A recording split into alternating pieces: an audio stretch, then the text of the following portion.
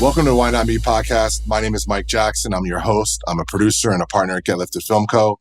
Today's guest is my dear friend, Marlon Wayans. He is one of my favorite people, not just because he's so funny, but because he's so loyal and he's such a real person. I'm excited to have you guys learn more about his career, about his family, and about his hopes and his dreams. So stay tuned for Marlon Wayans. I hope you enjoy it. How are you, sir?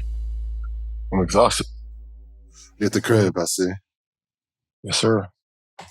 Thank you for doing this, number one. And let me just give you a quick context. So the podcast is called Why Not Me? And it was born in Austin when I lived in Austin doing panels, and like all the brown and black kids afterward asking all these questions.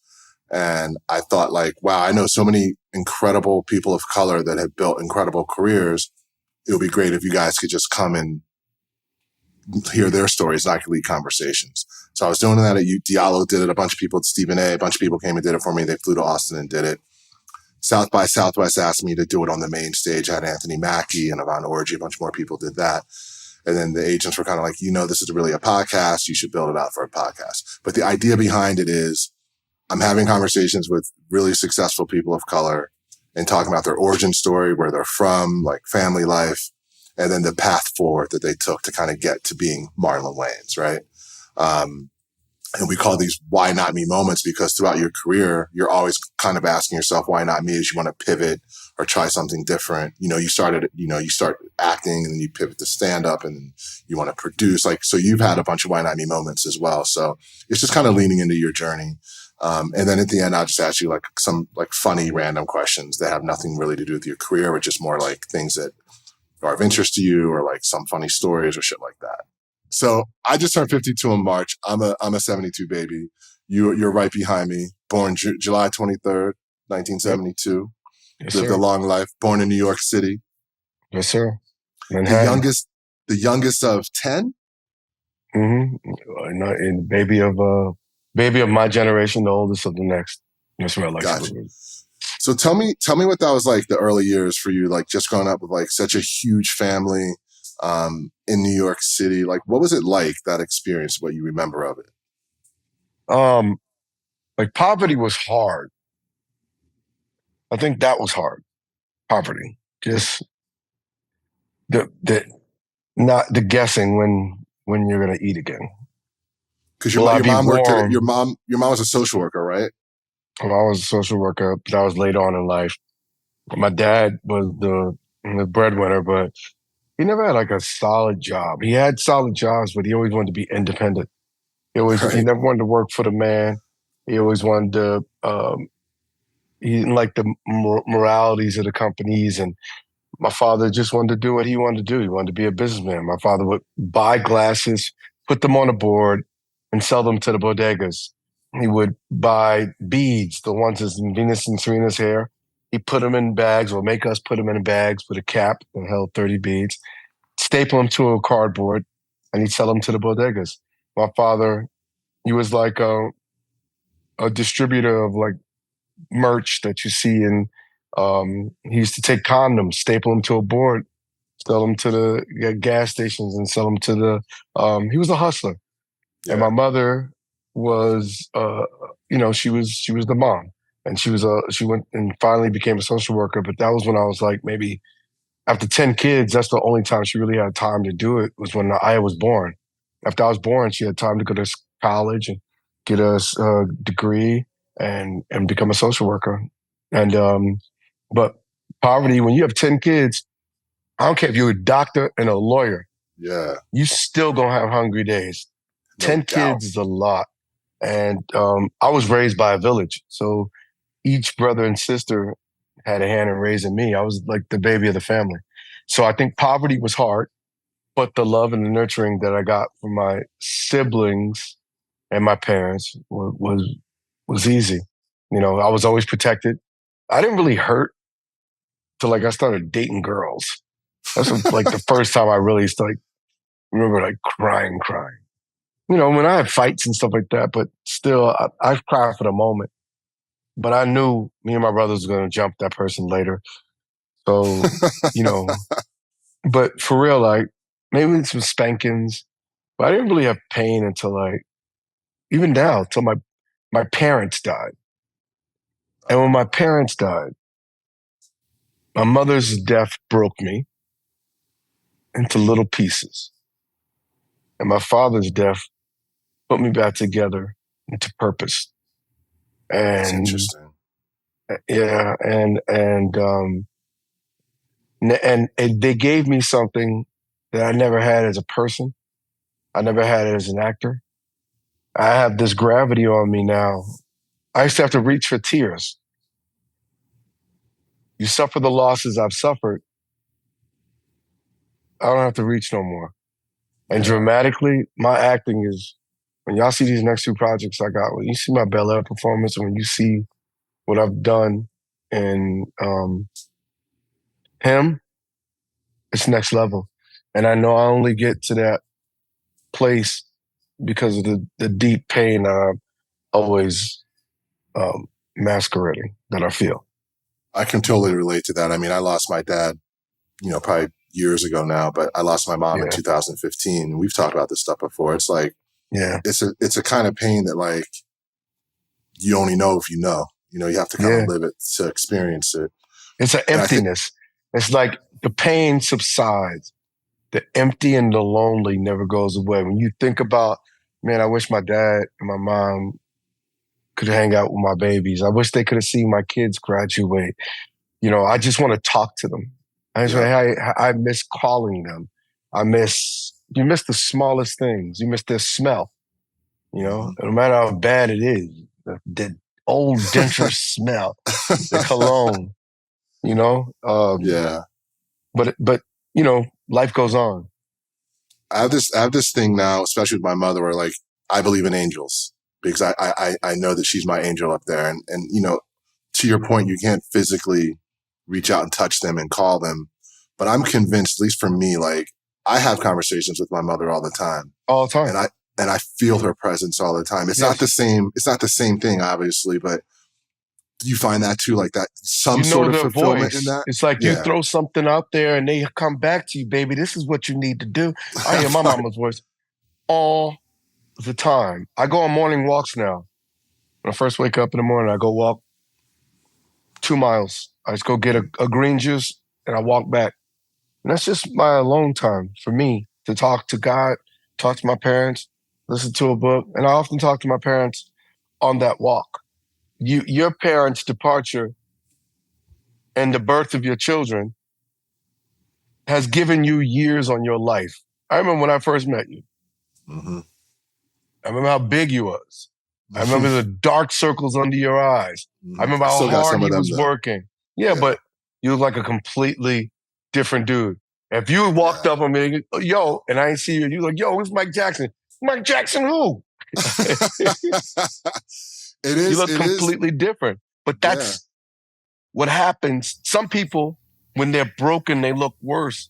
hmm And some people break because they were supposed to, because they're supposed to find the best versions of themselves. I buy that. I agree with that wholeheartedly.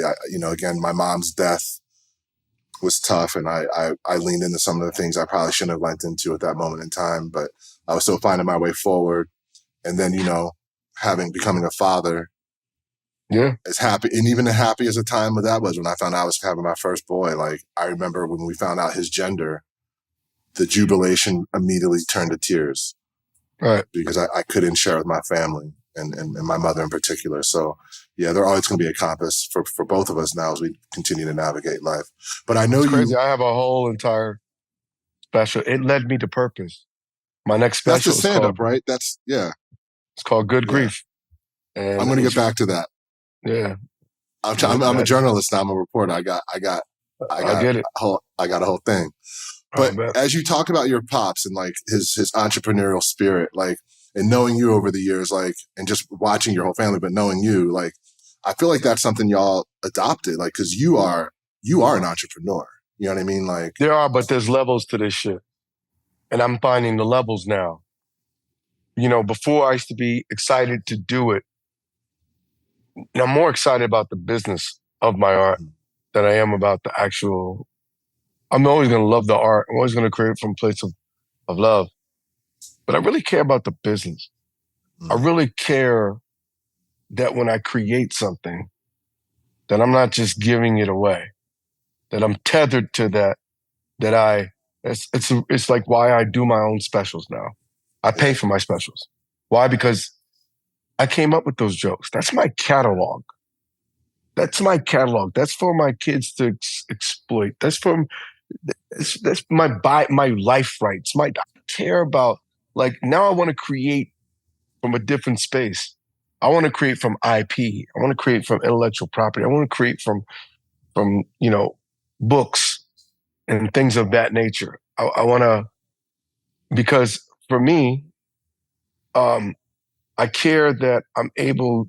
It's like even with my kids, I have a niece and my son are filmmakers, and they wrote this short films, and I was like, and it was like, we want to go put them in festivals and this and that. We need somebody to go get them done, and I said, no, here's the money, go get them done, and from day one, you're going to be partners in a business.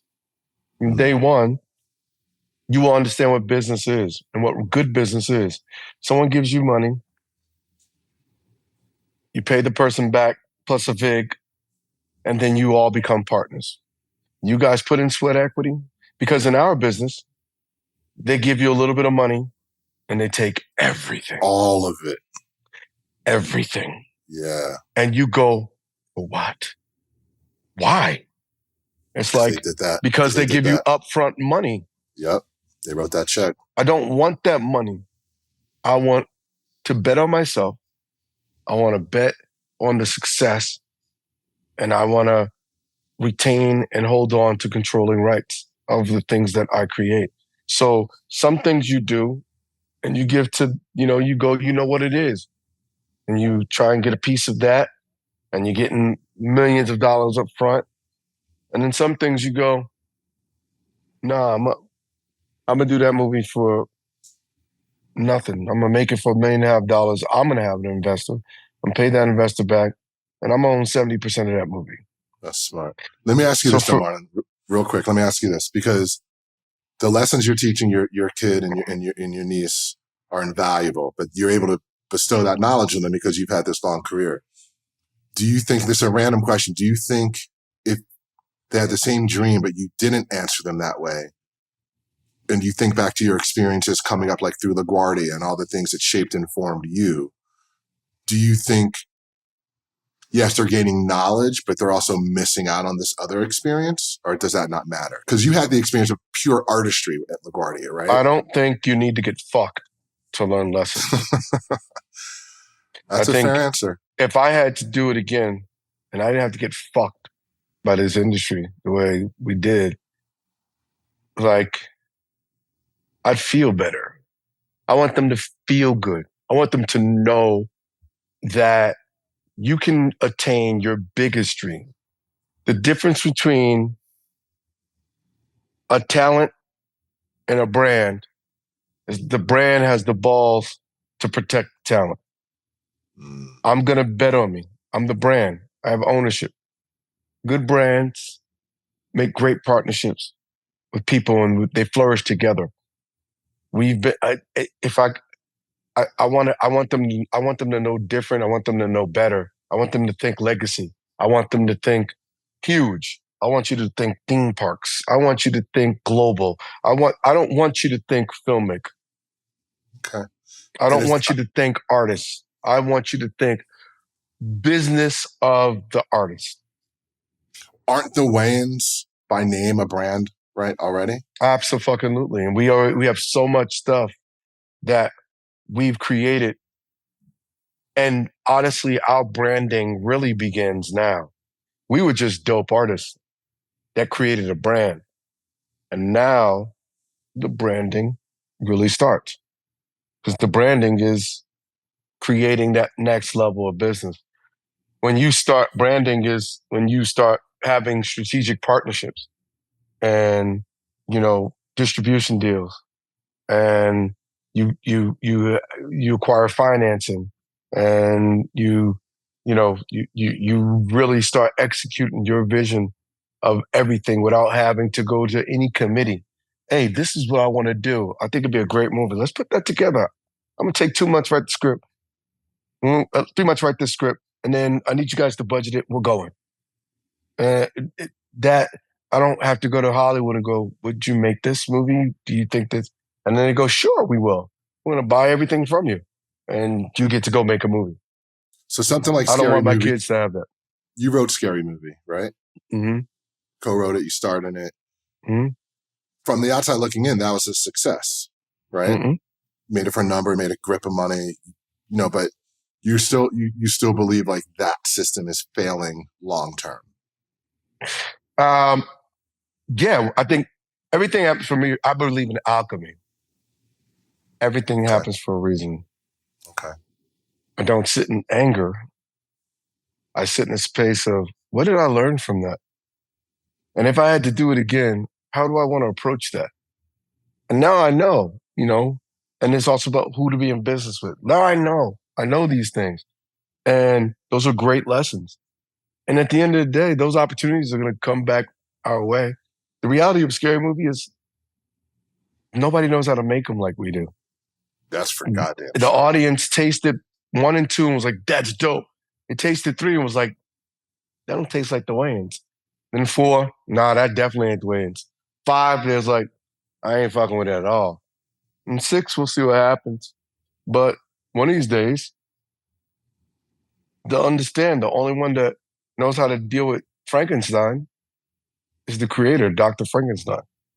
So maybe I'm miseducated here. Like, so you're saying as each Scary Movie was produced, you guys were pushed further out of the equation. Yeah, nothing to do with them. Only there's one. Probably a huge 1 and 2. There's probably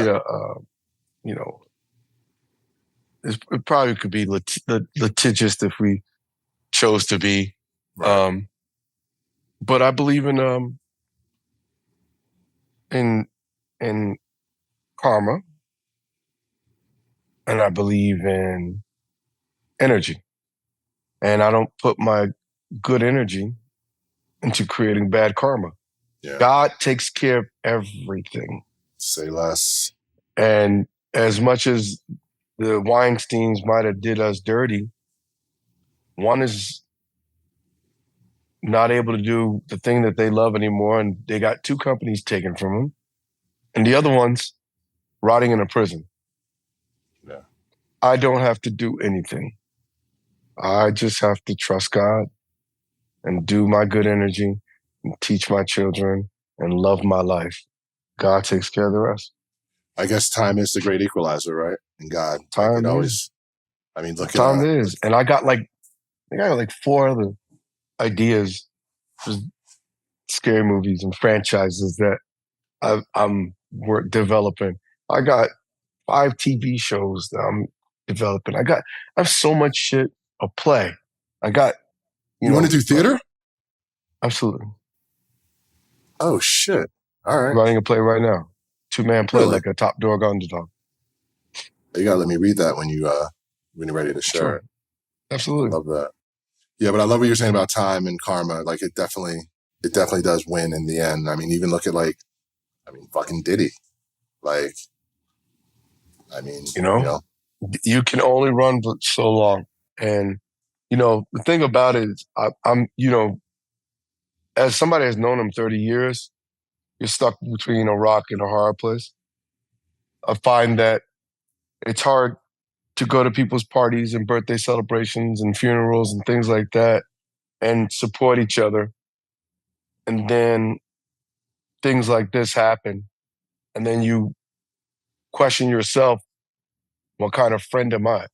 Yeah. Like if I'd have known, we're not like besties. And what I saw was horrific, but I never saw him like that. Yeah. I never seen Puff do that. I never seen that. I hear stuff. I never saw it. And if I ever saw it and I was in my presence, then as a friend, I have to pull that man to the side and go, yo, let me holler at you for a second. If he's a close friend, I fight you. And I let you know, because I love you and I protect you, that shit don't fly. You don't do that to women. You don't do that to yourself. You don't do that. You don't ever let any of your kids see that horrific imagery. Period. And Yeah. I'm protecting you by whooping your ass right now. That's That's brotherly being a love. friend. Yeah. That's That's being a like brotherly friend. love. Yeah. Yes. And that's being a real friend, right? And I'm not condoning, I'm not applauding, I've never in all my life, and we're not the besties like that to ever. I've known Puff since college. I've never seen that side of him. I've never seen somebody with a black eye in his presence. Like, I never seen it. You would hear things, but I wasn't that Yeah. close. And yet at the same time, I know this man's children and what they're going through, and they lost their mom. And, and I'm not excusing any of this, but when you say you know people, sometimes silence is golden. Sometimes, you know, you have to really ask yourself. I hate the bandwagon shit. I hate it. I hate it. Oh yeah, well, this the right way to be. It was you wasn't saying that when you was sipping that vodka, nigga. You wasn't saying that when you was at these. It's like everybody, Birthday and like parties. I said, I don't condone none of that. Yeah. But as I don't get into the mix, and I don't get into the witch hunt of it all because I don't need to. You can't dodge what God got coming for you. And I just, as somebody that knows you, I pray that you learn everything that you need to learn, and that, know that no matter what you go through, God is merciful. And it starts with, you know, therapy, God, healing, apologies, That part. And knowing that acknowledgement. acknowledgement, Yeah. but those are things for that man. Yeah. But for me and my conduct as a as I think as a black man, I've always put forward the best image that I possibly could at all times. You'll never see no footage of me doing no dumb shit like that. I just don't. I don't deal with the toxic, right? I don't deal with it. But and at the same time, I don't believe in throwing people on the bus and adding gasoline to the witch hunt fires. Yeah. I believe his enemies will do that. He has I enough don't people think out there, they're gonna let the exactly. bus drive over him. And so it's like, where do you stand on it, right? And it's a tough thing. It's brutal. It's fucking brutal. As you stay quiet. No, I have Like, an yeah, man, opinion. Mister, No, go I have for an it. opinion too. I think keep your hands off of women. Period. Like for me, it's pretty Absolutely. simple. I think live a righteous life. Do your best to be your best version of yourself. None of us are perfect, but there's certain tenets that we all should abide by. And one of them is keep your hand off of women, respect your Absolutely. parents, and be kind. And again, none of And us are if going to. you really want to grow and you really want to be something in this lifetime, you learn to do the hardest thing that is humanly possible, which is to forgive. Yeah. Forgiving frees not only the person, but it frees yourself from pains. It frees yourself. You have to forgive. We are living in a society where there is no room for error. There is no room to forgive. There is no coming back. There is no comeback stories. Comeback stories are the reason why, movies exist. Underdogs, against all odds. People can change. You can hope for that. You can pray for that. We should want for that. And no matter what this journey is, and how it happens for each person. We should always hold for our own humanity, hold a little space for when people do that work and they arrive in that space that we can receive them in a way that is forgiving. I agree. I think in order to get to that place, that an individual also has to say, I fucked up. They have Yeah. to own Yeah. their misgivings, do the work like you said, and then there should be that space for forgiveness because you've seen that person try to That right was their me. I'd be wrongs. like, all right, I did a lot of wrong. Right. And what y'all saw was a horrific image. That's why I got my good friend Terry Crews to beat the shit out me and videotape it for the next 3 hours. Ted because Hughes. that is part of my redemption.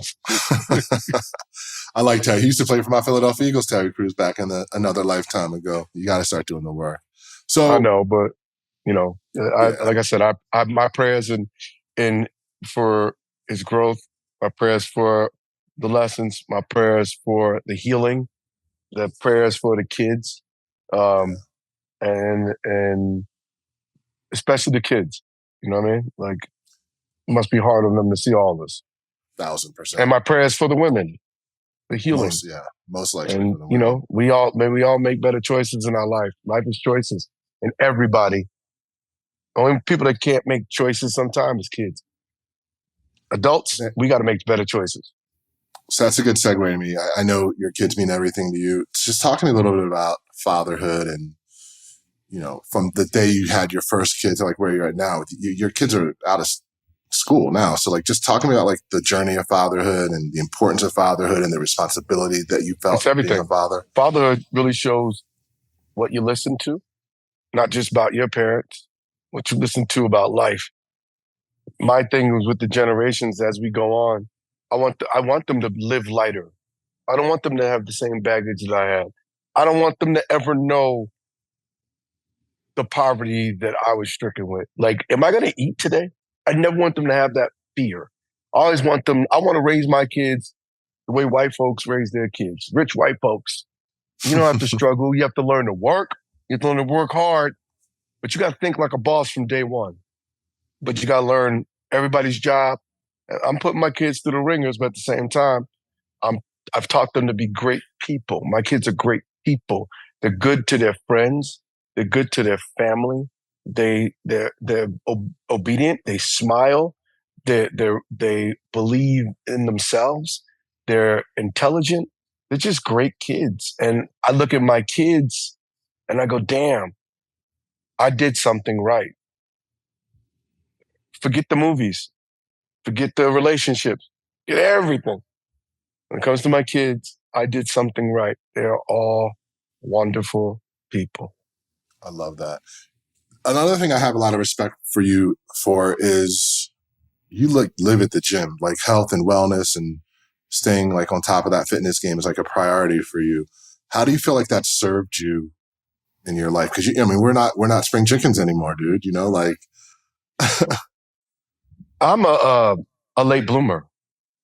I kept myself in shape because I know that I haven't hit my peak in terms of my fame, in terms of my stardom, in terms of my brand of Marlon. These are my best years. And so I'm not going to fail them. I'm going to look good. I'm going to save the girl. I'm going to save the world. I'm going to make people laugh hysterically. I'm going to make couples come see my stand up shows. And the guys be like, yo, he was hilarious. And the girls be like, he was brilliant and he kind of cute, but not as cute as you, honey. Like, I've saved myself intentionally because I know it's the reason why I've never been to jail. It's the reason why I don't get into stupid altercations. It's the reason why I don't do abusive things and have toxic behavior because I know the brand of me is going to be associated with other brands. I know I'm going to sell clothing. I know I'm going to sell liquor. I know I'm going to sell cannabis. I know I'm going to sell bleach. I know I'm going to sell cars. I know I'm going to sell things, other brands based on my brand. And then as I'm building my brand, I know I'm going to have clothing. I know I'm going to have my own skincare line and healthcare. I see it. And I've preserved myself to be an example of everything that I want to sell. I have to own it. If I'm going to sell you vitamins, shouldn't I look good? you Shouldn't did, I be healthy? If I'm you going to did. sell you to go to the gym, if I'm going to sell a healthy lifestyle, shouldn't I be? If I'm going to sell a party and I'm going to say, hey, make sure you drink responsibly, shouldn't I drink responsibly?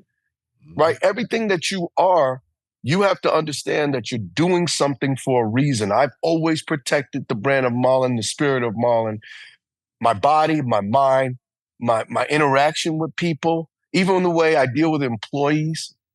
It's not toxic. I'm friends with a lot of my ex-girlfriends. Like, I'm not a toxic dude. I'm protecting my brand. So I saved my best me so that I could arrive at this point, heading into superstardom, still looking like I'm 30. Because I got another 20, 30 years of rocking to do. I'm telling you, man, my stand-up is fire right now. Bro, I My can't wait to see my it. I mean, the last time I physically saw you was in Austin when you were touring there before you had your special. Okay. And I You have to remember see seeing the new act. you coming back through Austin. I will. I'll tell you when. But the new act is fire. Good Grief is my best work, but the one I'm working on after that is even better. Can't wait for you Tell to see me, it. tell me about just like the freedom of being on the stage, just you and the mic. Like it's different than being on a set. It's different than any other experience you can have as an entertainer. Like what is that? What does that give you to just you and your mic and your This is audience? what's crazy about stand-up is it allowed me to progress further in um, all my other disciplines. Stand-up has made me better. It's made me a better writer. It's made me a better actor. It's helped me to create more characters. It's helped me with improvising. It's helped me with being an overall visionary with what I see myself as.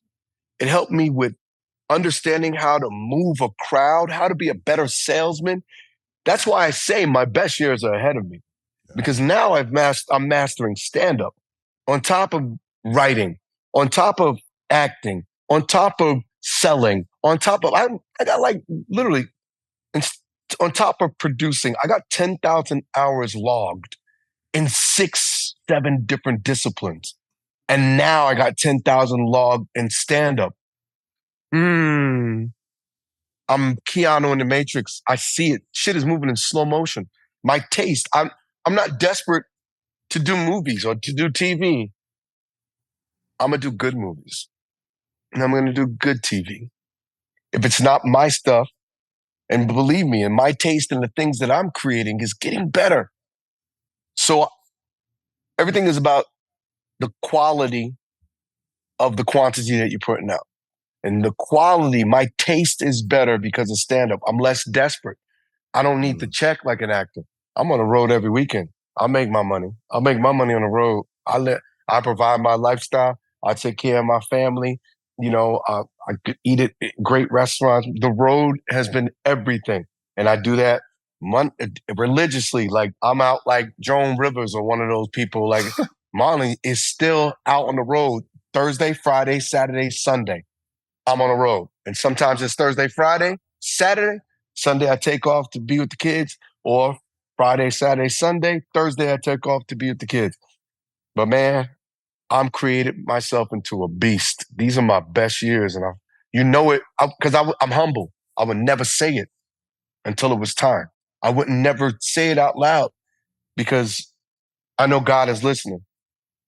And if I'm not ready for what I say out loud, then I'm only gonna last for so long. I'm here to light a fire into legend status for the next 35 years. I'm gonna crush this shit. What I love about what you're saying right now is, and knowing you now for a few years, a bunch of years now, and you are a humble guy. So to hear you speak these things into the universe with such confidence, it's like, I'm literally like, I believe it. You know what I mean? Like, I know you believe it, but it's like, I believe it and I see it and I admire someone like you who feels that about themselves, but still lives a humble life and a Because you did the compassionate, work. generous life. Yeah. When you do the work, I've done the work. Like, no, tell me somebody that's worked harder. I've had to 30 write, years in the game, right? At star, least yeah. 30 years. And I Yeah. had to write and create all my stuff. I wasn't getting casted and stuff like that. I used to write, create, star, produce all of my stuff. I created my own opportunities. And now, and then to add stand up, after I was famous, I had $1 billion in box office. And then I was like, nah, I want superstardom. One way to get there is I need to learn something else. Sharpen the Stand tools, though. up. You got to sharpen the tools. Stand up. And stand up is taking me to that next place. I fear nothing. I fear no audience. You put me in front of 300 people, they're going to laugh. They're going to listen. They're going to learn. I've been in plenty of those rooms at this point, so I know you're speaking the truth. So listen, I'm headed to Sao Paulo in September. Sao Paulo. San Paulo. So tell me, Sao Paulo. Sao Paulo. Do Tell me about. Duolingo. I know Brazil's like that's your spot. So tell me what do you love about Brazil? Like, what is so fucking fascinating about it? Because I'm about to experience it. You'll see. It's the culture. It's the people.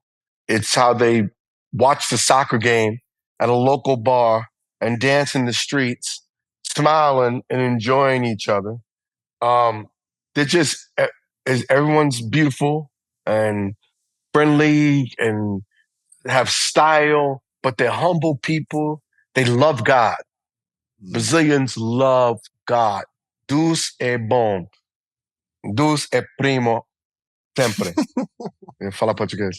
So, they're very spiritual people.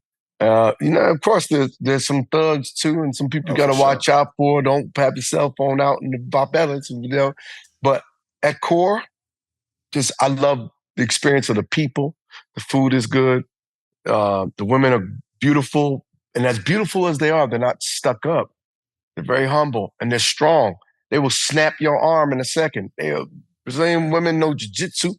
Like you can't play with them. Like everybody in Brazil got a cauliflower ear, but it's honestly my favorite place to go in the world. And the next place I'm gonna visit is Africa. And it's funny, I found out I've been to South Africa. I'm gonna go to Africa because I found out that on my dad's side I'm Portuguese, and that's crazy because I love Brazil. That makes so much sense. But I'm also Nigerian and Ghanaian, so I want to go to Africa. I've been to Ghana, I've been to Accra and Kumasi and all over there. Okay. It's a beautiful country. I don't know if you know this. I've been living in Mexico for the last 7 months. You crazy? Where in Tulum? Right now. I was in Tulum for 6 months. Now I'm living in San Miguel de Allende. Who? San Miguel de Allende. Well, you got tired. You got tired of the cartel in Tulum. You got tired of that one street that smelled like shit. Nigga, like the cartel in Tulum is like no fucking joke. I remember when it was not there. But man. Yeah, well, it's a new day. But San Miguel's, but I love being in Tulum. I love being in San Miguel. But similar to what you're saying about Brazil, like it's a beautifully rich culture with beautiful people and strong opinions, strong personalities. But it's nice to see the world outside of America. So I just think travel is so key to growth. So you're not going to ever move back to LA? You're always going to live? Well, I live in Austin now. We left LA during the pandemic. Austin's home. We're actually headed back after this nice journey. We're headed back in a few weeks, but back to Austin. Yeah, and I'm in LA all the time. My office is in LA. My colleagues are in LA, so I'm there all the time. I want to ask you one other question about. I'm crazy. I got 3 houses in LA, and I need to. You sell your house in Laurel. You have the house near me, in Laurel, right? Yeah, I still got my house in the hills, and I'm renovating that one right now. So I'm in this other one that I bought until that one's finished being renovated. Now I'm gonna move back into that one, and then I'll probably get me a place in Austin or something. Well, you let me know. I'll be your tour guide. I'll show you all around. Tell me about. You mentioned it a little bit earlier. Him. I've been seeing you post a little bit with like your co-star working out. Can't talk too much about it because I'm sworn to secrecy, and they want to wait until it comes out in September of 2025. But I could tell you that it's going to be a great movie. And Justin Tipping, who's the director, is a visionary. Jordan Peele's Monkey Paw and the whole production company. What a great time. I think and my co-star Tyreek is amazing. The way the movie looks, the way it feels, every scene, every performance, I think this one's going to be special. Can we say it's more of a dramatic role for you? Are you allowed to say that? Yeah, a psychological. It's the darkest role I've ever had. Darker than Requiem? Way darker. Wow.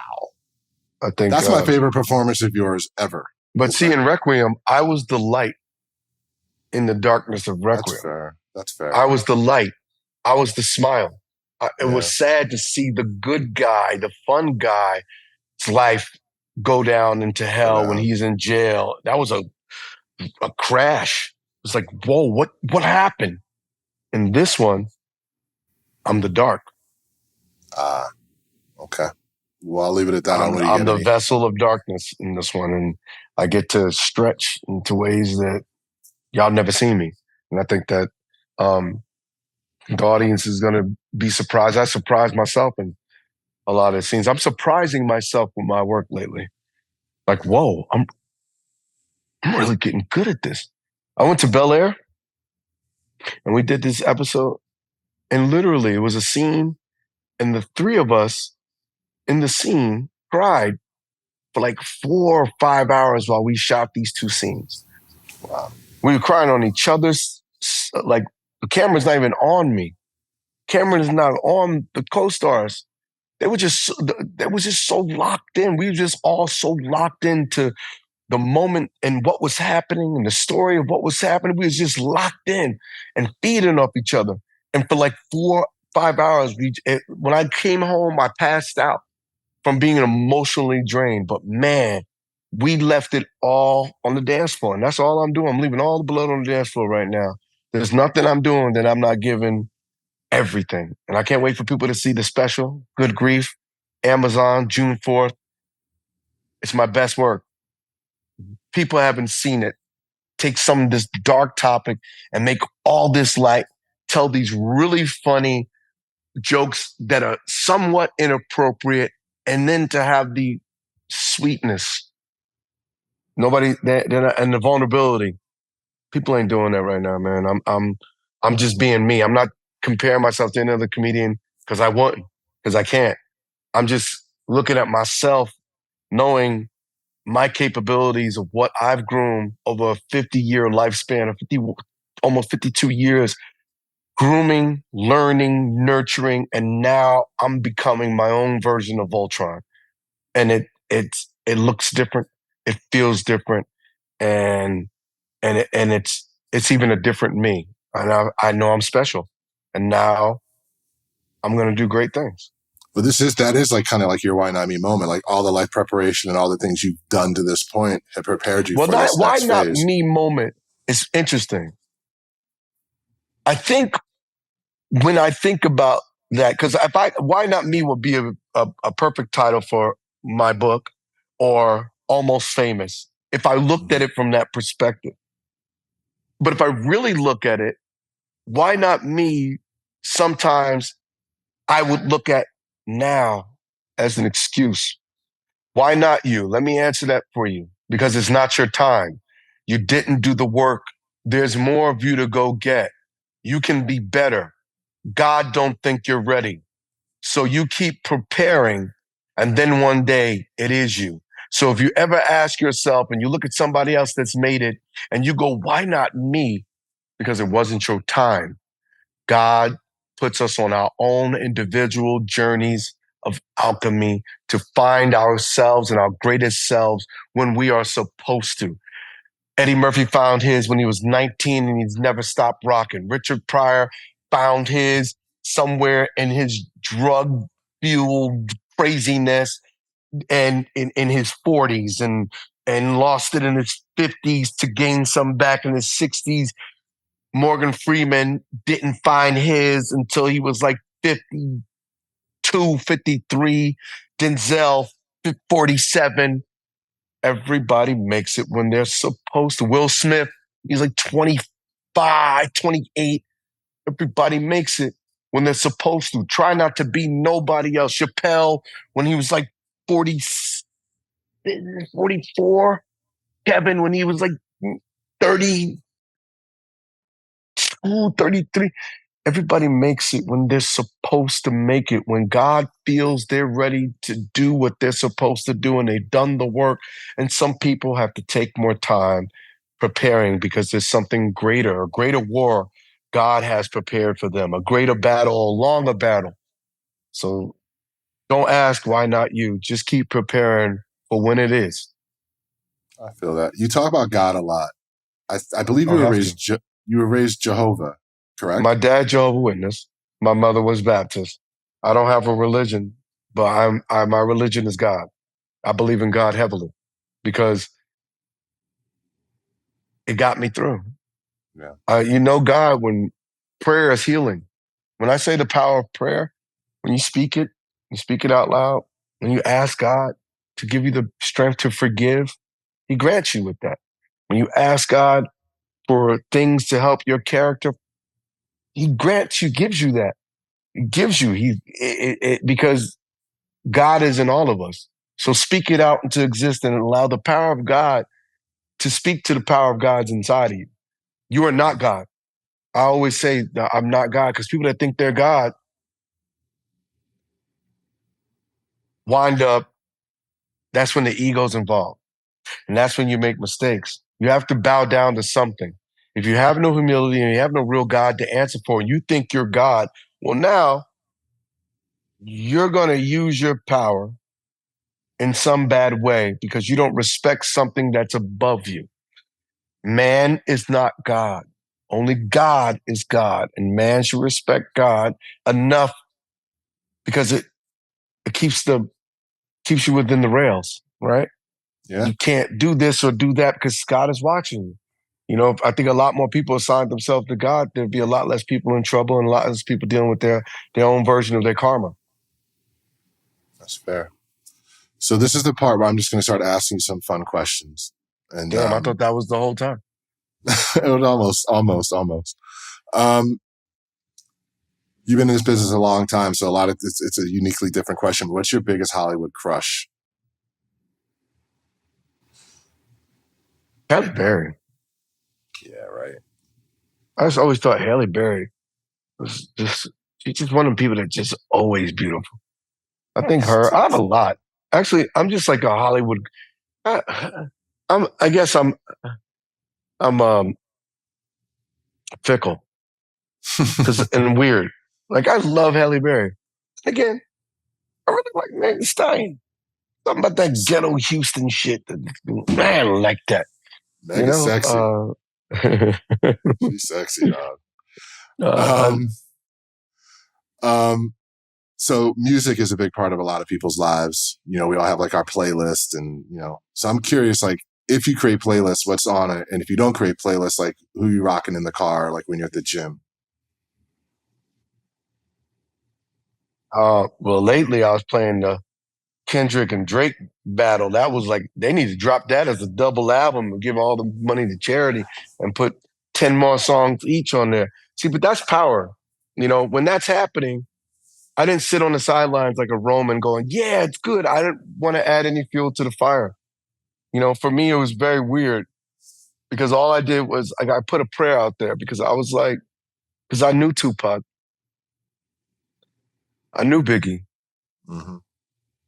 And when these brothers is going back and forth, I'm like, the world is without two greats because we sat back and we fueled this whole East Coast, West Coast thing.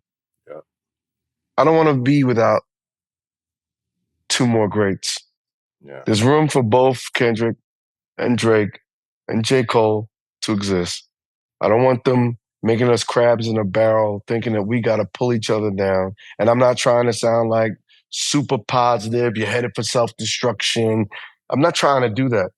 I'm talking as a 52-year-old grown ass man that lost a damn good friend in Tupac.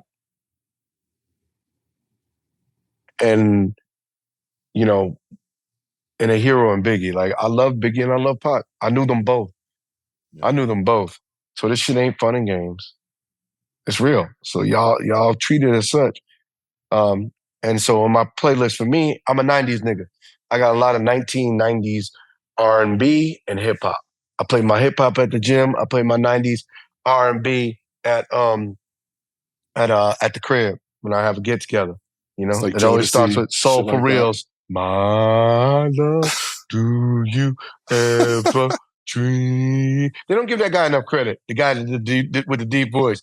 Candy, Cody, raindrop, you're my sea, my candy rain. That's a We need very your hard album. note to hit. We need your album to drop soon, man. What's what's the worst rumor ever spread about you? Uh, I don't know. I've I never know. heard I any think real rumors about you, to be honest. I haven't either. I've got a pretty clean reputation. I would I say so. I don't.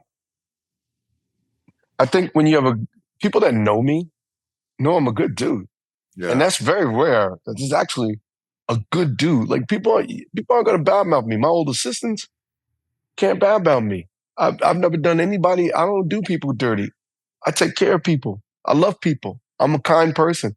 People I work with on sets love working with me. Everybody from transpo to the ADs to the PAs, whether I'm producing the movie or I'm just got a few days work. I'm very respectful. My parents raised the shit out of me, and so did my family. So no, I don't have any bad rumors, man. I got nothing but love out there in the streets. Street cred is I can great. I can attest. I mean, I remember when you were on me about getting into shape. You sent me to a doctor. You paid for it and sent me on a journey. Then, so I mean, most people don't do that shit. No. You know what I mean? We were just getting to know each other at that point, so it's like, yeah, I guess And I do it without wanting something. I you didn't wanted want anything. nothing. I I didn't even didn't know want you were anything. doing it. But I didn't do it because I wanted anything except for you to be healthy, for you to be Yeah, good. It's good to be good. This life, it's a short life. no doubt. And if you're good every moment, you feel good. I feel good every moment, every day. I feel good. If I'm in line, sometimes at like at a restaurant, or I'm in line at like Subway, and there's four people in back of me. I pay for my bill and they go, I'm gonna pay for theirs too. They don't know me. And I don't say, I pay for their thing. They order and then they go, that gentleman already paid and I'm gone already. Or I'll sit there. I went to my dentist's office and there's a restaurant in the basement, downstairs, and I was getting something. And while I waited, I told the guy at the front, I said, I'm gonna pay for everybody until I leave. Everybody that comes in, put their bill on my tab. I It's the knew none of them. selflessness. It's the 10 selflessness of it, people. though.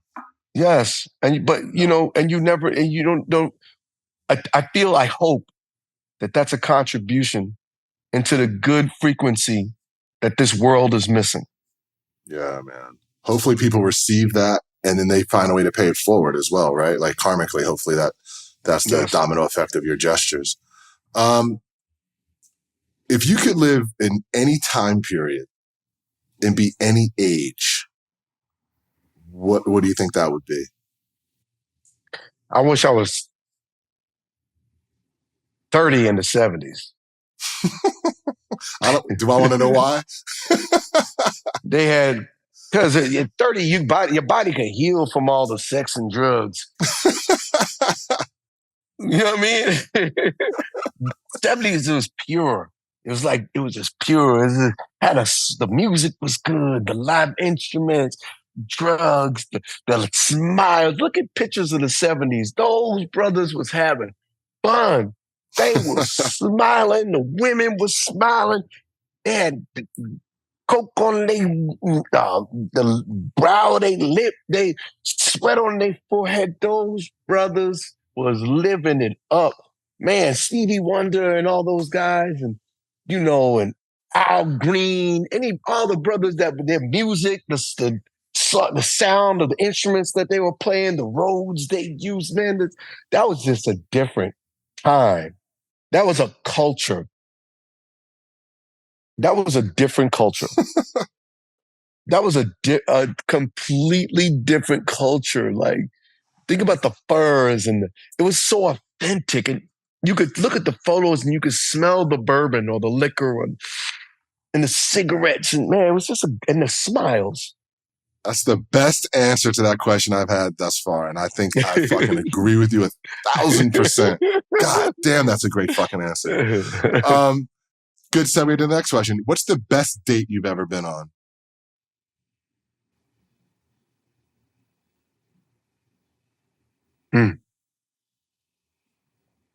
I don't know, man. Best date I ever been on. That's a tough one. So many to choose from. You're asking 50 years of dating. Sometimes 25 women a year. I don't remember mine. dates? You can say no answer. Shit. The best date. I really want to find this for you. Best date I've ever been on. Hmm.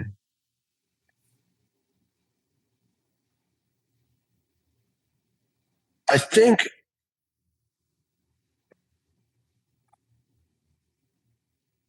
the best date I've ever been on was maybe when I first took my family to this place called Sushi by Scratch. Mm-hmm. And it was me, my children's mother, Angela, my son, Sean, and my other child, Kai.